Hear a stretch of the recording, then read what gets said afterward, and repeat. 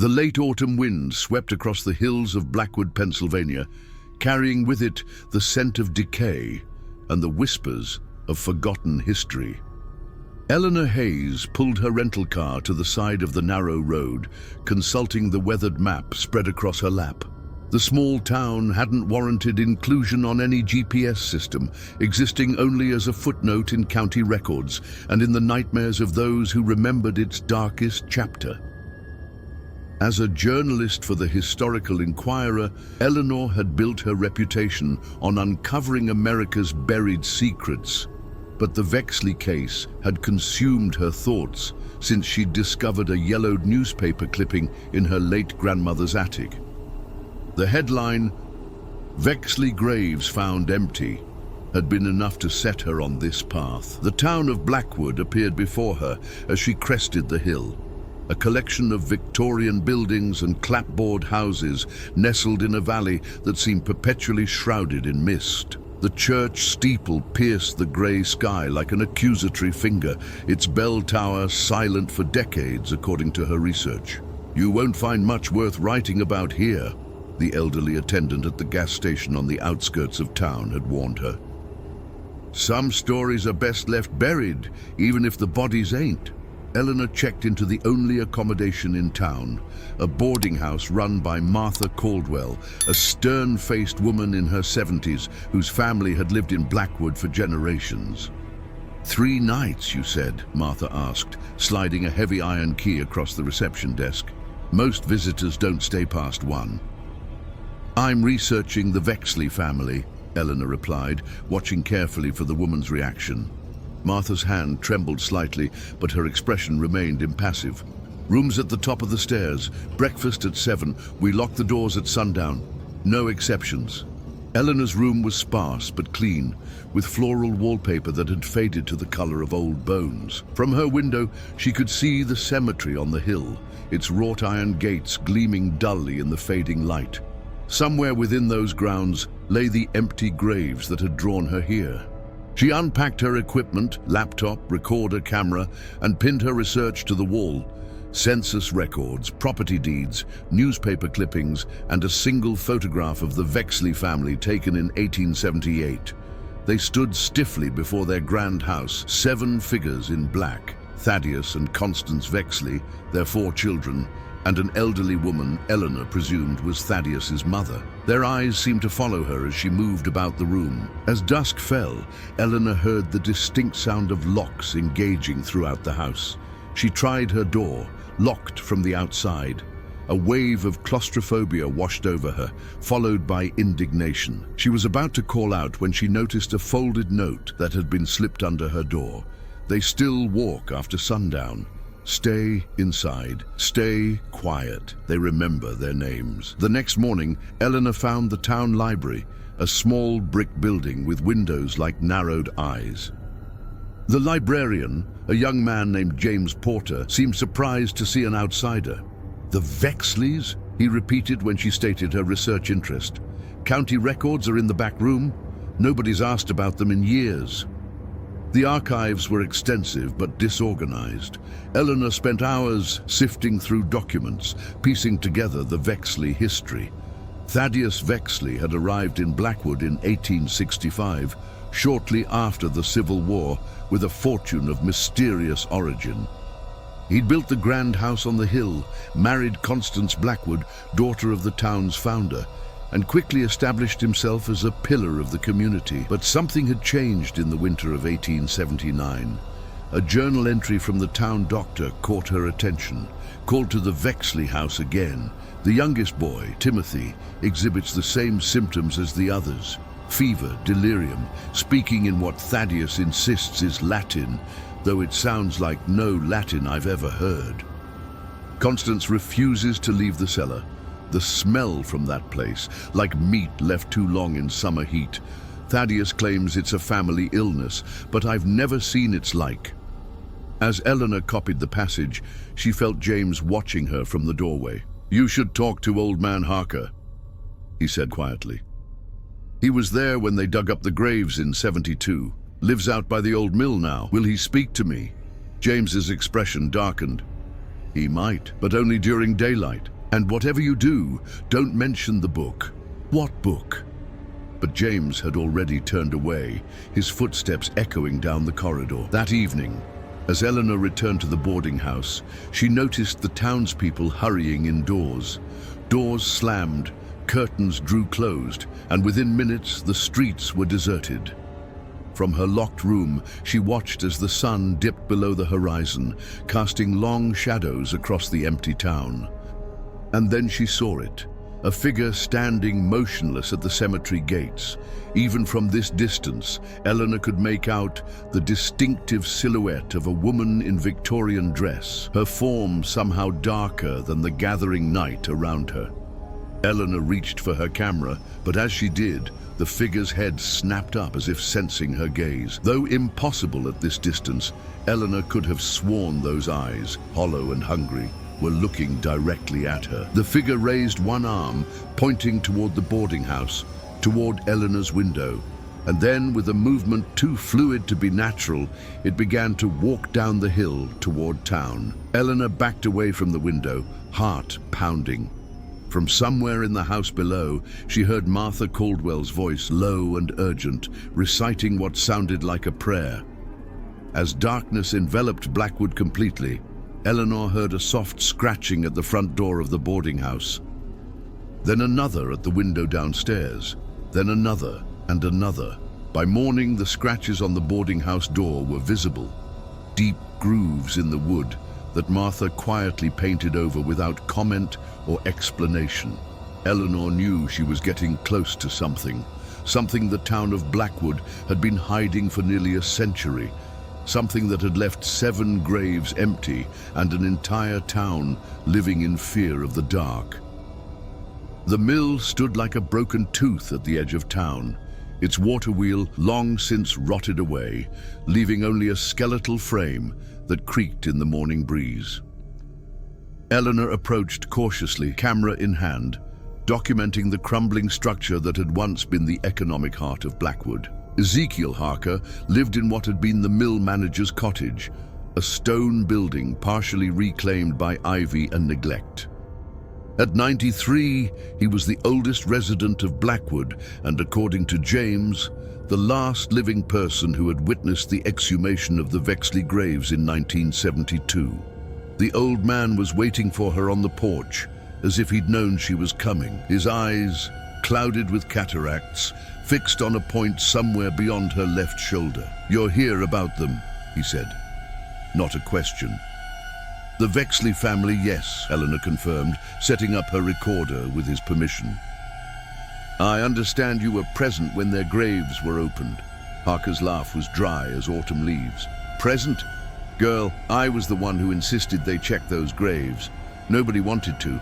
Town council said it was desecration. But I knew. I'd seen them." "Seen who, Mr. Harker?" "All 7 of them, walking after dark, year after year. My father saw them too, and his father before him." His gnarled fingers gripped the arms of his rocking chair. "They've been walking since 1879. Eleanor leaned forward. "What happened in 1879? "The winter that year was cruel, livestock dying, crops failed the summer before, people were hungry, desperate." Harker's voice dropped to a whisper. "That's when Thaddeus started holding his special services. Sunday nights after regular church, by invitation only." "What kind of services?" "The kind that asks for sacrifice before blessing." Harker's eyes suddenly focused, sharp and clear, meeting Eleanor's gaze. "My grandfather was the church sexton. He cleaned up after one of those services, found blood on the altar cloth. Too much to be from any communion." Eleanor felt a chill despite the morning sun. "And then the family disappeared?" "Not right away. First came the sickness. Children speaking in tongues, animals born wrong, too many legs, eyes in the wrong places. The Vexley children stopped coming to school. Constance wasn't seen for weeks. Then one morning, smoke from the chimney of the Vexley house stopped. When the sheriff finally broke down the door, the house was empty. No signs of struggle, dinner still on the table, gone cold. But there was a funeral." Harker nodded slowly. "Closed caskets. Heavy ones, they said. Thaddeus's brother came from Boston to arrange it. Nobody asked questions. Nobody wanted to. And in 1972, church needed repairs. Foundation was sinking on the north side, right where the Vexley plot was. I was on the council then, told them we should move the graves proper, not just build around them. His voice quavered. They found all 7 coffins, all sealed, all empty, not a bone, not a button, not a hair. Could they have been moved? Soil was undisturbed beneath, no way in, no way out. Harker leaned forward, his breath smelling of tobacco and decay. But that wasn't the worst of it. Eleanor waited, the recorder capturing the heavy silence. The insides of those coffin lids, all 7, were scored with scratch marks, like someone trying to claw their way out. Eleanor felt her skin prickle. You think they were buried alive? I think, Harker said carefully, they weren't buried at all, not properly. And I think whatever Thaddeus Vexley brought to this town is still here, still hungry. As Eleanor was about to ask another question, a church bell rang in the distance, the first time she'd heard it since arriving. Harker stiffened. You need to go now, he said urgently. That's the warning bell, storm coming. The sky above was clear blue, without a cloud in sight. Mr. Harker, just one more question. You mentioned a book earlier. I mentioned no book, he snapped, suddenly agitated. And if you're smart, neither will you. He gripped her wrist with surprising strength. Listen to me. The Vexleys found something in those hills. Something old. They wrote it all down. If you go looking for that book, they'll know. They always know when someone's close to the truth. As Eleanor walked back to town, the bell continued its solitary toll. The townspeople were closing their shops, bringing in laundry from lines, hurrying children indoors, all under clear skies. At the local diner, the only place still open, Eleanor found James nursing a coffee. Storm coming? She asked, sliding into the booth across from him. That's what they always say, he replied, his voice low. Been saying it for generations. Moo. But there's no storm, isn't there? He nodded toward the window. Outside, the streets were deserted, though the sun still shone. In Blackwood, the storms come after dark. Eleanor placed her recorder on the table. Tell me about the book Harker wouldn't mention. James glanced nervously at the diner's other occupants. Not here. Meet me at the church in an hour. I have cemetery duty today. I can show you something. The Church of St. Bartholomew stood on the highest point in town, its shadow stretching across the cemetery like a sundial, marking the hours until darkness. Eleanor found James by the wrought iron gates, a ring of keys in his hand. My family has been taking care of this place for generations, he explained as he unlocked the gate. Porter men have always been the sextons here, like Harker's grandfather, Eleanor noted. James nodded grimly. My great-great-grandfather. The stories get passed down, along with the keys. He led her through rows of weathered headstones to a section cordoned off by a low iron fence. 7 identical marble headstones stood in a perfect semicircle, the Vexley plot. They were exhumed from here? Eleanor asked, photographing the immaculate graves, and reburied after inspection. Town council insisted. James knelt by the smallest grave, Timothy Vexley, age 6, and brushed away some leaves. But something happened during the reburial. One of the workers fell ill, started speaking in a language nobody recognized, died 3 days later. The same symptoms the doctor described in 1879, Eleanor murmured. Exactly. James stood, brushing dirt from his knees. About the book. It's called The Shepherd's Account. Thaddeus Vexley kept a record of everything. His experiments, his communications, the rituals. Communications with whom? James's expression darkened. That's the question, isn't it? Some say he found something in the old copper mine up in the hills, something that had been buried for centuries, something that offered knowledge in exchange for devotion. Where is this book now? Nobody knows for certain. After the exhumation, people started looking for answers. The old Vexley house had been abandoned since 1879. No one would live there. A group from the Historical Society went through it in '73. They found a hidden room in the cellar. The book was mentioned in their report, but by the time the county authorities arrived, the room was empty and 3 of the society members had vanished. Eleanor felt a familiar thrill, the one that always came when a story started to take shape. And the house, is it still standing? Burned down in '74. Officially, faulty wiring. Unofficially, he shrugged. But the foundation's still there. And the cellar. As they talked, the sun had begun its descent toward the horizon. James noticed it and tensed. "We should go. It'll be dark soon." As they hurried back through the cemetery, Eleanor's foot caught on something protruding from the ground. She stumbled, catching herself on a headstone. Looking down, she saw a small metal box, partially unearthed by recent rains. Before James could stop her, she'd pulled it free. The tin box was sealed with wax, a symbol pressed into it that Eleanor didn't recognize, a shepherd's crook crossed with what looked like a key. "Put it back," James whispered, his face pale. "Eleanor, put it back now." But it was too late. The box was already in her hands, and the sun was touching the horizon. In the distance, the church bell began to toll. The boarding house felt like a fortress as night fell over Blackwood. Martha Caldwell moved through the halls with practiced efficiency, checking locks, drawing curtains, and placing what looked like small bundles of herbs on each windowsill. Eleanor sat cross-legged on her bed, the metal box before her, still sealed with its strange waxen symbol. James had refused to let her open it in the cemetery, insisting they return to town before sunset. They'd parted at the boarding house steps. His final words a warning, "Don't break the seal after dark." But curiosity had always been Eleanor's driving force. The journalist in her couldn't leave a mystery unopened, especially one that might contain a piece of the Vexley puzzle. She examined the box carefully. It was made of tin, roughly the size of a cigar box, and had clearly been buried for decades. The wax seal remained intact, the symbol pressed into it still sharp, a shepherd's crook crossed with an ornate key. "The shepherd's account," she murmured, recalling James's words about Thaddeus Vexley's journal. From downstairs came the sound of Martha's nightly ritual, the front door being bolted, followed by a murmured prayer that Eleanor couldn't quite make out. The town was battening down for another night of what they called the storm. Eleanor glanced at her window.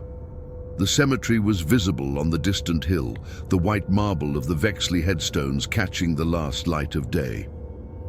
As darkness fell, she thought she saw movement among the graves, a flicker of something pale, like a dress or shroud, disappearing behind a mausoleum.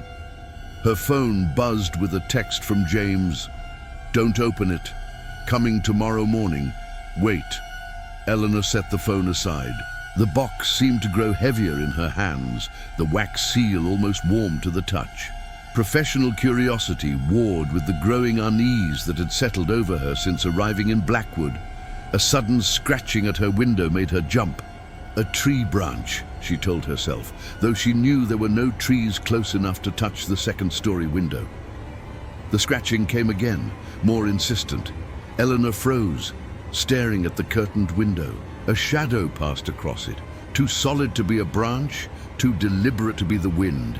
Her hands trembling slightly, Eleanor reached for the small pocket knife she kept with her research tools. The wax seal broke with a sound like a sigh, releasing a scent of copper and something older, earthier. Inside the box lay a small leather-bound journal, its pages yellowed with age. A folded piece of paper sat atop it, newer, crisp white stationery with the letterhead of the Blackwood Historical Society, dated October 17th, 1973. We found it. The shepherd's account, just as the rumors claimed. Thaddeus Vexley's record of contact with what he called the shepherds of the deep earth. The rituals are explicit, the sacrifices documented in detail, the rewards promised.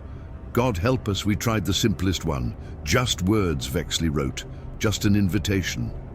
But something answered. Something is in the house with us now, moving in the walls, speaking through the pipes. If you're reading this, we're already gone. Burn the book, fill in the cellar. Let the Vexleys keep their secrets buried. Margaret Harlow, Blackwood Historical Society. The scratching at the window stopped abruptly. In the sudden silence, Eleanor could hear her own heartbeat, rapid and loud. With shaking hands, she opened the journal. The first pages contained what appeared to be normal entries, accounts of Thaddeus Vexley's arrival in Blackwood, his marriage to Constance, the birth of their children. His handwriting was precise, educated, the ink faded but legible. Then, dated June 12, 1867, found something remarkable in the old copper mine today. A chamber, clearly artificial, yet of no construction method I recognize. The symbols carved into the walls resemble no language known to me, yet I find I can understand their meaning when I trace them with my fingers. They speak of shepherds who guide worthy souls to knowledge beyond mortal understanding. The entries that followed documented Vexley's growing obsession with the shepherds and their teachings. He described rituals performed in secret, first alone in the mine, then later with his family in their cellar. October 30th, 1878. The children have begun to hear them too. Constance resists, but she will understand in time. Mother has embraced their wisdom completely. She speaks in their tongue now more often than English. The shepherds promise knowledge, power, and life beyond the constraints of mortal flesh. All they ask in return is devotion and the occasional vessel. Eleanor turned the page and found detailed drawings of symbols similar to the one on the wax seal, accompanied by what appeared to be instructions for rituals. Some pages were stained with brownish marks that Eleanor suspected were blood. The final entry, dated February 18, 1879, sent a chill through her. The time has come. The shepherds have taught us how to shed these inadequate forms. Tonight, we transcend. The vessels are prepared. The doors will open. We will walk between worlds, no longer bound by death or life, until the day the shepherds call us to final service. To those who might follow our path, speak our names under moonlight, trace the shepherd's crook in soil from our resting place, and we will come to guide you. The journal ended there, the remaining pages blank.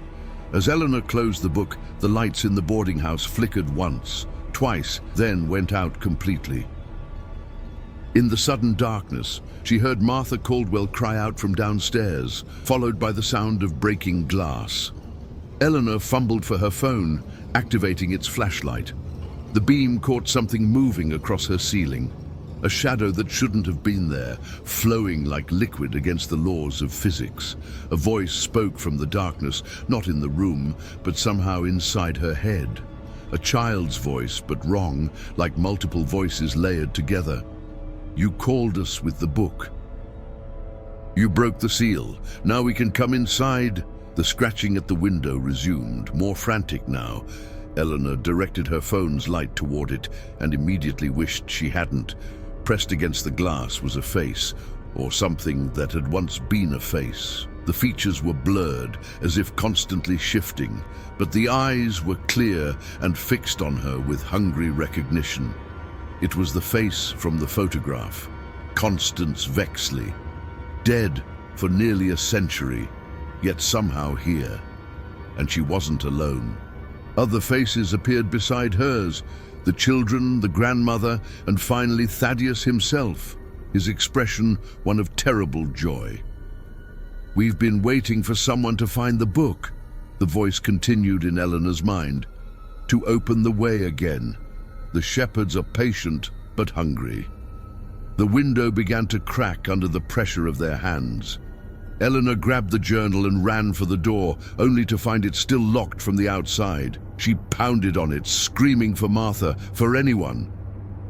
The names! Martha's voice came from the other side, shaking with fear. Don't say their names! The window shattered inward, sending glass shards across the room. Cold air rushed in, carrying with it the scent of earth and decay. Eleanor pressed herself against the door as a pale hand reached through the broken window, elongated fingers, too many joints, skin like parchment. "Let us in, Eleanor," the voice whispered. "Let us show you what the shepherds taught us. Let us make you a vessel." The door behind her suddenly opened, causing her to fall backward into the hallway. Martha stood there, a shotgun in her trembling hands, her eyes wide with terror. "The cellar!" she gasped. "We have to get to the cellar." As they ran down the stairs, Eleanor heard movement behind them, not footsteps, but a liquid sliding sound, like something flowing down the walls. The shadows in the corners of the boarding house seemed to deepen and shift, reaching toward them as they passed. Martha led her to a heavy door beneath the stairs, pulling it open to reveal stone steps descending into darkness. "The old houses in Blackwood all have sanctified cellars," she explained as they hurried down. "Places to hide when they walk." The cellar was small but fortified, walls lined with shelves of preserved food, emergency supplies, and most notably, religious symbols from multiple faiths. Martha secured the door behind them with 3 heavy bolts and a bar. "They've never broken through a cellar door," she said, though her voice held a note of uncertainty. "Not yet." "What are they?" Eleanor asked, clutching the journal to her chest. "What did Vexley do?" "Made a deal with something that should have stayed buried," Martha replied, lighting oil lamps that cast a warm glow around the space. "Something that offered a kind of immortality. Not life exactly, not death either." Above them, they could hear movement throughout the house, doors opening, furniture being overturned, glass breaking. "They're looking for the book," Martha whispered. "They always are. The Historical Society found it, opened it, and 3 of them disappeared. The 4th, Margaret Harlow, made it to my mother's house, told her everything before she..." Martha swallowed hard. "Before she turned." Turned? Started speaking their language. Started changing. By morning, she was gone, but not dead.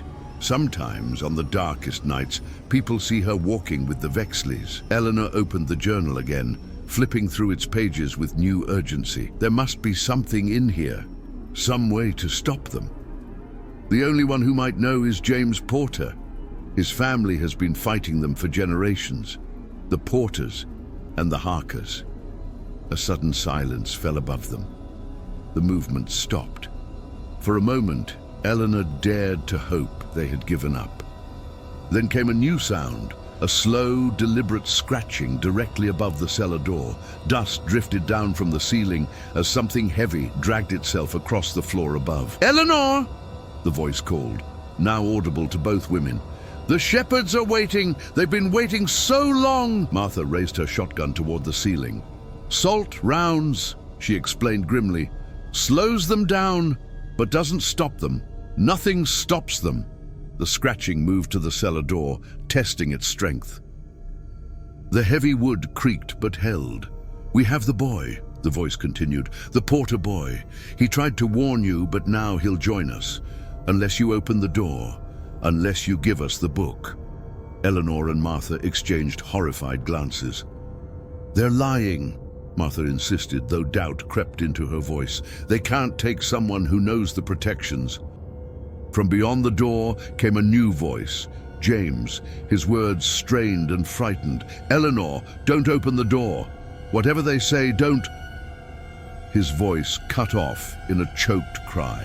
Eleanor felt sick with guilt. James had tried to warn her not to open the box, and now he was paying the price for her curiosity.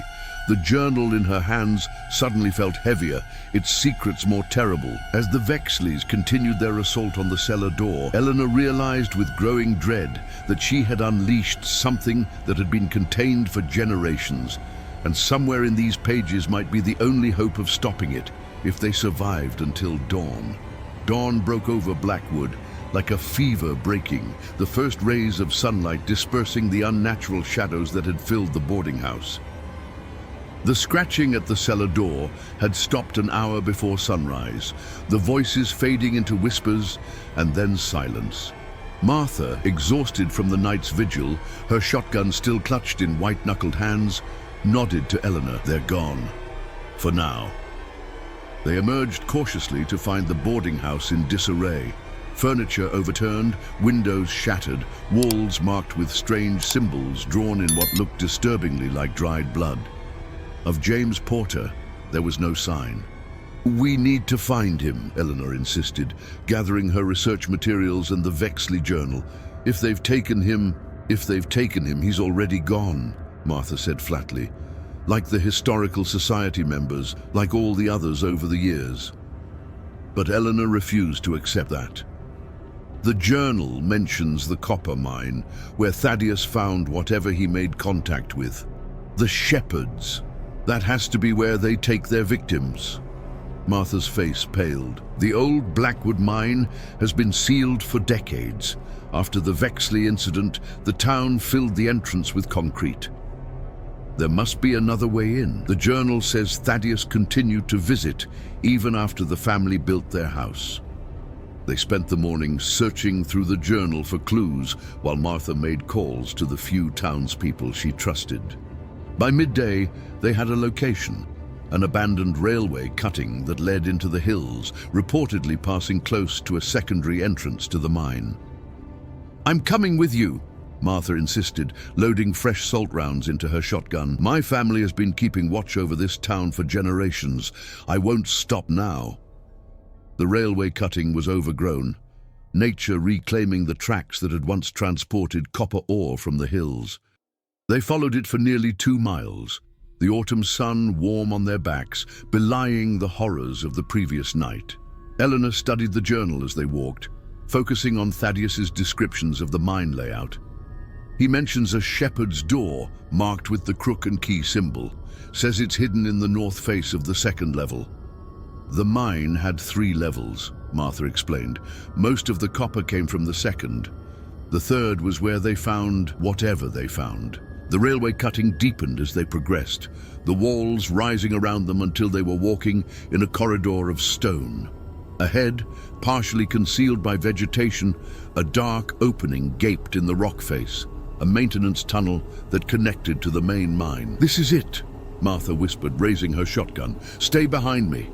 The tunnel was narrow and damp, requiring them to proceed in single file. Their flashlight beams cut through darkness that seemed almost solid, revealing support timbers sagging with age and walls glistening with moisture. After several hundred yards, the tunnel opened into a larger chamber, the second level of the mine. Ancient mining equipment lay abandoned, rust-covered and ghostly in their flashlight beams. The air was stale but breathable, carrying a faint metallic scent. "North face," Eleanor murmured, consulting the journal. "Look for the symbol." No, they searched methodically, checking every surface, every crevice. Martha's flashlight suddenly froze on a section of wall that appeared different from the rest, smoother, almost polished. "There," she breathed. Carved into the stone, nearly invisible unless viewed from the right angle, was the shepherd's crook crossed with a key, the symbol from the wax seal. Eleanor approached it cautiously, journal in hand. Thaddeus wrote that the door opens to those who know the shepherd's greeting. "Don't," Martha warned. "We're here to find James, not to open whatever door Vexley found. The journal says the chamber beyond is where they take their vessels. If James is anywhere, he's there." Eleanor ran her fingers over the symbol, feeling the stone warm beneath her touch. "The greeting is written here." She turned to a page marked with a similar symbol and began to read aloud words in a language that felt wrong in her mouth, as if her tongue was trying to form shapes it wasn't designed for. The effect was immediate. The symbol began to glow with a pale blue light, and the stone around it seemed to ripple like water.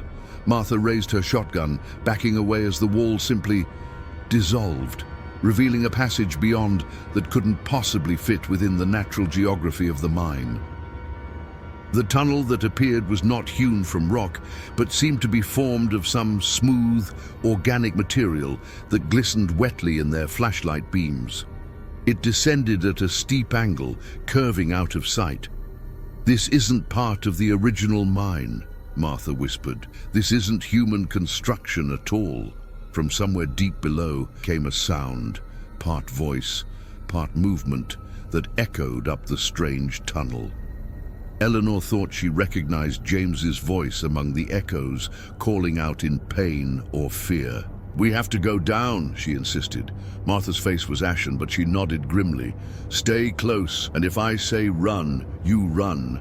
No matter what you see, no matter who you think you can save." The tunnel descended in a spiral, the walls pulsing slightly as if breathing. Their flashlights began to flicker and dim the deeper they went, the batteries draining at an impossible rate.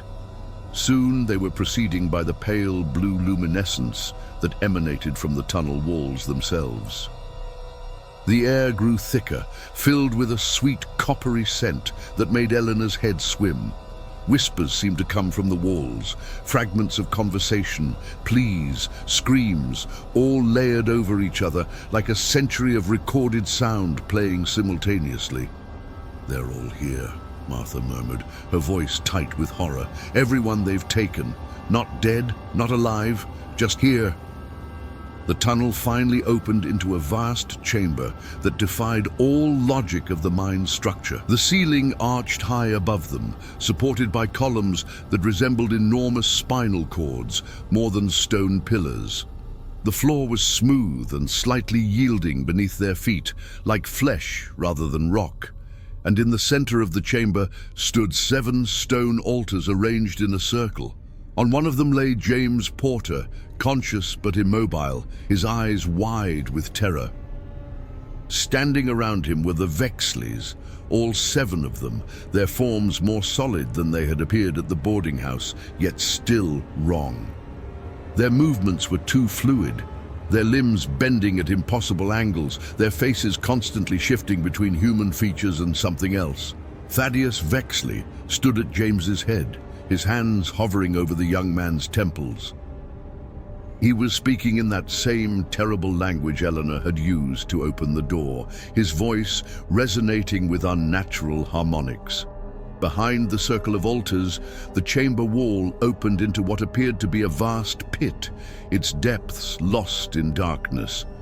From this pit rose tendrils of shadow that coiled and moved with deliberate intelligence. As Eleanor watched in horror, one tendril extended toward James, hovering above his chest like a serpent preparing to strike.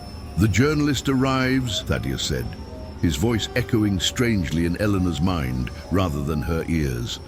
"With our book, with our history, the shepherds are pleased."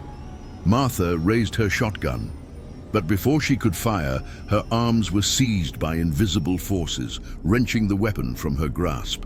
It clattered to the ground several feet away. "No weapons here," Thaddeus continued, his mouth stretching into a smile too wide for his face. "This is a sacred place, the place where we were reborn." Eleanor clutched the journal tightly, her mind racing. "What are you? What did the shepherds do to you?" Thaddeus gestured toward the pit. "They showed us the way between, neither living nor dead, neither here nor there, free from the constraints of flesh, yet able to wear it when needed."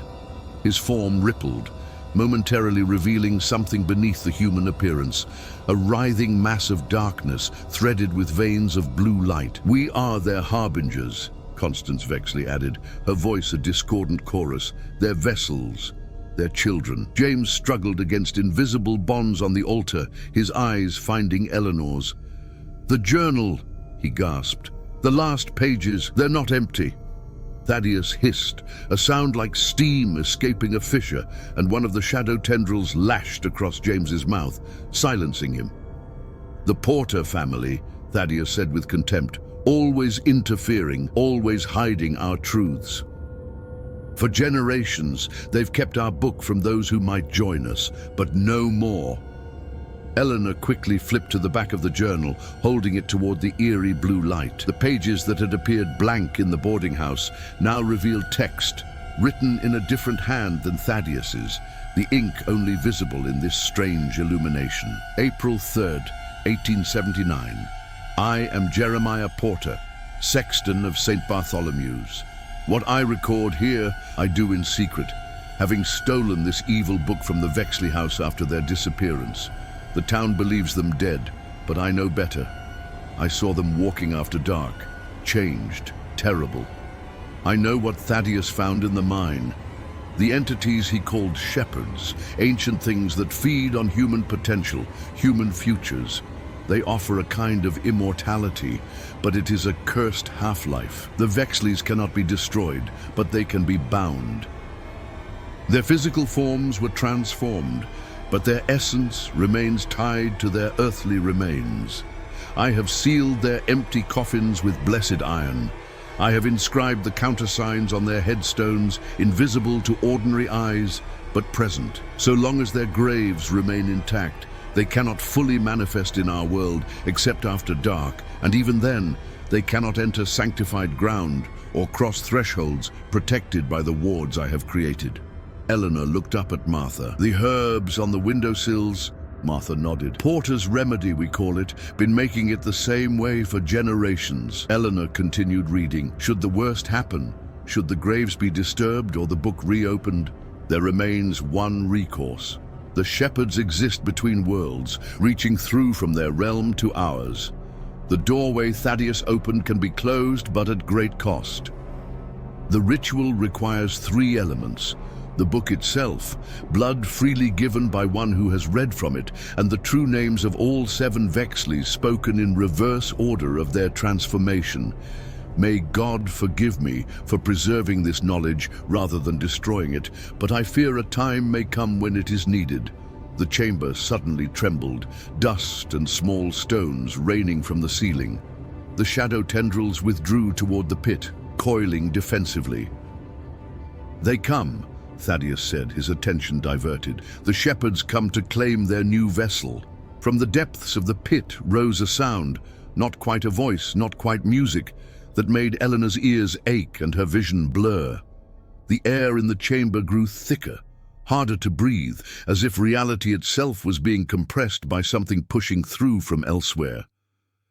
"The ritual!" Eleanor gasped to Martha. "We need their true names." "The headstones," Martha replied. "The names are on the headstones, but we need the order of transformation. Who went first? Who went last?" James, still pinned to the altar but no longer silenced, called out, "The journal! February entries! Thaddeus recorded the order." Eleanor frantically flipped pages as the chamber shook more violently. The Vexleys were changing now, their human appearances melting away to reveal their true forms, twisted amalgamations of shadow and light, their limbs elongating, their faces becoming voids punctuated by points of blue fire where eyes should be. She found the entry, a simple list of names with dates beside them. Elizabeth Vexley, mother. Feb 1, Victoria Vexley, daughter, age 12. Feb 3, Timothy Vexley, son, age 6. Feb 7, William Vexley, son, age 10. Feb 10, Samuel Vexley, son, age 15. Feb 14, Constance Vexley, wife. Feb 17, Thaddeus Vexley, self. Feb 18.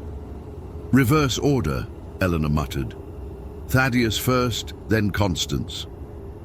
The pit pulsed with light, and something began to emerge, a vast, shapeless mass that somehow suggested a shepherd's crook in its undulating form. The Vexleys prostrated themselves before it, their bodies contorting in impossible genuflection. "The vessel is prepared," Thaddeus announced, gesturing to James.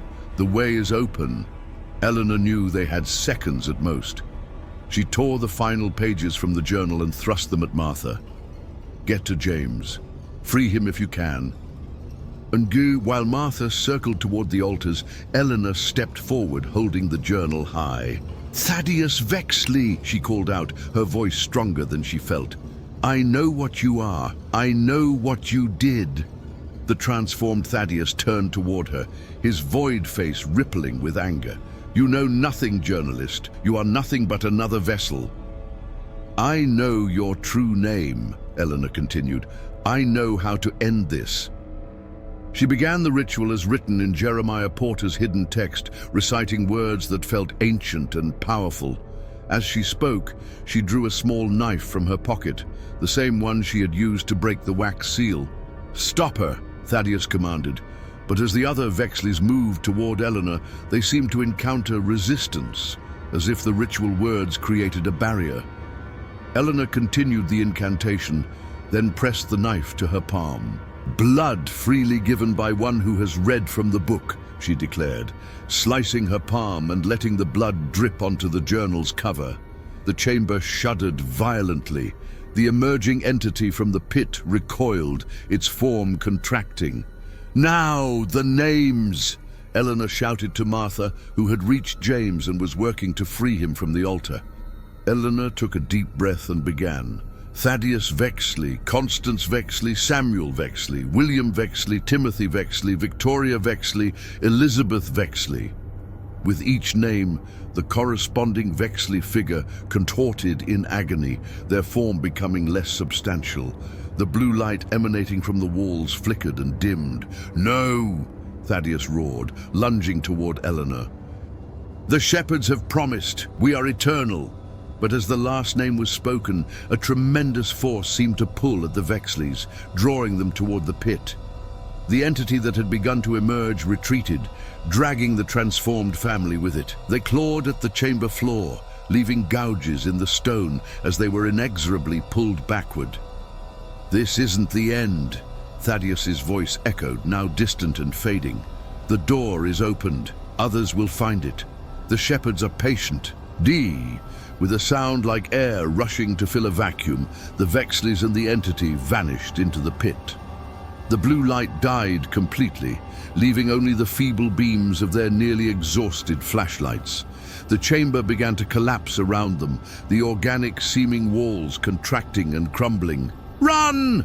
Martha shouted, supporting James between herself and Eleanor. "The whole place is coming down!" They staggered up the spiral tunnel, which was now contracting behind them like a closing throat. The strange material of the walls crumbled to dust as they passed, erasing all evidence of the unearthly passage. They barely made it to the mine's second level before the shepherd's door sealed itself with a sound like a final exhalation, leaving only smooth rock where the symbol had been. The three of them collapsed on the mine floor, gasping for breath as dust settled around them. James was pale but alive, the marks where the shadow tendrils had touched him already fading. "It's over," Martha whispered.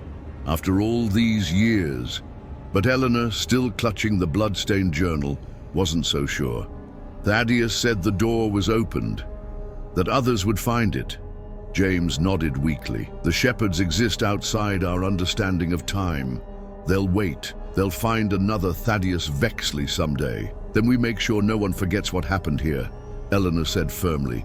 "No more secrets, no more whispers. The truth is the only protection." And as they made their way out of the mine into the fading afternoon light, Eleanor knew her article would be unlike anything she had ever written. Not just a historical curiosity, but a warning. Because somewhere in the hills of Pennsylvania, beneath layers of rock and earth, a door remained, not quite closed, not quite open. And beyond it, the shepherds waited, patient and hungry, for someone else to speak their names. 1 year later, the cemetery of St. Bartholomew's Church looked different in spring. Wildflowers pushed through the grass between headstones, and birds nested in the old oak that spread its branches over the eastern corner. Eleanor Hayes stood before 7 new marble headstones, each inscribed with a name, dates, and a small symbol, a cross overlaying a shepherd's crook, the sign of binding that Jeremiah Porter had created nearly a century and a half ago. "The town council finally agreed," James said, joining her at the Vexley plot. He looked healthier now, the haunted expression that had lingered in his eyes for months after their ordeal finally fading. New headstones, properly blessed, with the binding symbols visible for all to see. No more secrets. Eleanor nodded, placing a small bouquet of herbs, Porter's remedy, at the base of Thaddeus's stone. And the book? Sealed in silver, stored in the church vault, with copies of your articles and the full account of what happened last year. Future generations won't have to piece it together from rumors and folklore. Eleanor's series on the Vexley family had caused a sensation, not just in the paranormal circles where such stories usually found traction, but in mainstream historical publications. She had been careful to present the facts as they had experienced them, neither sensationalizing nor dismissing the supernatural elements. The result was a compelling historical mystery that left readers to draw their own conclusions about what had really happened in Blackwood. More importantly, it had brought attention to the town. Academics, historians, and yes, paranormal enthusiasts had begun visiting, bringing much-needed revenue to the struggling community. The boarding house, now run jointly by Martha Caldwell and James Porter, was booked solid through the summer. "Any more incidents?" Eleanor asked quietly as they walked back toward the church. James shook his head. "Not since that night. No sightings, no scratching, no voices. The town still locks up at sunset, out of habit more than necessity, but the fear is gone." Inside St. Bartholomew's, restoration work was underway, the first in decades. Scaffolding surrounded the altar, where artisans were carefully repairing Victorian-era murals that had been hidden beneath layers of whitewash. "They found something interesting yesterday," James said, leading Eleanor to a section of wall where the plaster had been removed. Beneath it was a fresco, older than the church itself, depicting 7 figures standing before a shepherd with a staff. The shepherd's face was obscured by shadow, but his staff ended in a key-like shape. "It was here all along," Eleanor murmured. "The warning. Thaddeus must have seen it when the church was built. Maybe it even led him to the mine." James traced the edge of the fresco with his finger. "We're leaving it exposed, with an explanation, part of the town's history now." As they exited the church, Eleanor noticed a group of tourists being led by Martha, who was explaining the Vexley legend with appropriate gravity. The visitors listened intently, some taking photographs of the cemetery on the hill. "Are you worried?" Eleanor asked. "About people seeking out the mine, trying to find the door?" James shook his head. "The railway cutting collapsed last winter. Natural causes, according to the Geological Survey. The mine entrance is inaccessible now. And even if someone found another way in..." He patted his pocket, where Eleanor knew he carried a small pouch of the protective herbs his family had been making for generations. "We're prepared." They walked to the edge of town, where Eleanor's car waited. Her next assignment would take her to New Orleans, investigating another historical mystery, though she doubted anything would ever match what she had experienced in Blackwood. "You'll come back?" James asked as she loaded her luggage. "For the town festival in October. Martha's planning a special exhibit on local history." Eleanor smiled. "I wouldn't miss it." As she drove away, Eleanor glanced in her rearview mirror at the town of Blackwood, peaceful in the spring sunshine. The church steeple rose above the trees, no longer an accusatory finger, but a watchful guardian. The Vexley house site had been cleared and turned into a memorial garden. The boarding house had a fresh coat of paint and a new sign. The town had embraced its dark history, and in doing so, had begun to heal. But as the road curved and Blackwood disappeared from view, Eleanor couldn't help but recall Thaddeus Vexley's final words. "The door is opened. Others will find it. The shepherds are patient." She touched the small scar on her palm, the mark from the ritual that had closed the door, at least temporarily. Sometimes, in her dreams, she still heard whispers in a language no human throat should be able to produce. Sometimes she woke with the taste of copper in her mouth and the sensation of something watching from the shadows. The shepherds were patient indeed, and doors, once opened, were never truly closed. Eleanor turned on the radio, letting music drown out her thoughts as she drove toward her next story. But in her trunk, carefully wrapped and sealed with the same symbol Jeremiah Porter had used, was a journal. Not the original, which remained secured in Blackwood, but her own account of everything that had happened, a warning for whoever might need it next. Because somewhere in the hills of Pennsylvania, beneath a collapsed mine and layers of rock, something waited. Something that had once been the Vexley family. Something that had once been human. And somewhere beyond that, in a place between places, the shepherds watched and waited for the next curious soul to speak their name.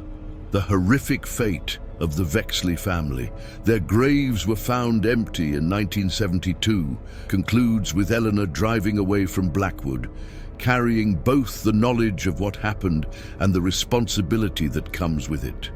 The town has found a way to live with its dark history, neither denying it nor being consumed by it. The immediate threat has been contained, but the story leaves open the possibility that the shepherds, ancient entities that exist outside normal time and space, may someday find another way into our world, another family like the Vexleys to serve as their vessels. The horror lies not just in the supernatural elements, but in the very human desire for knowledge and transcendence that led Thaddeus Vexley to make his terrible bargain in the first place. A cautionary tale about the dangers of seeking power without understanding its cost.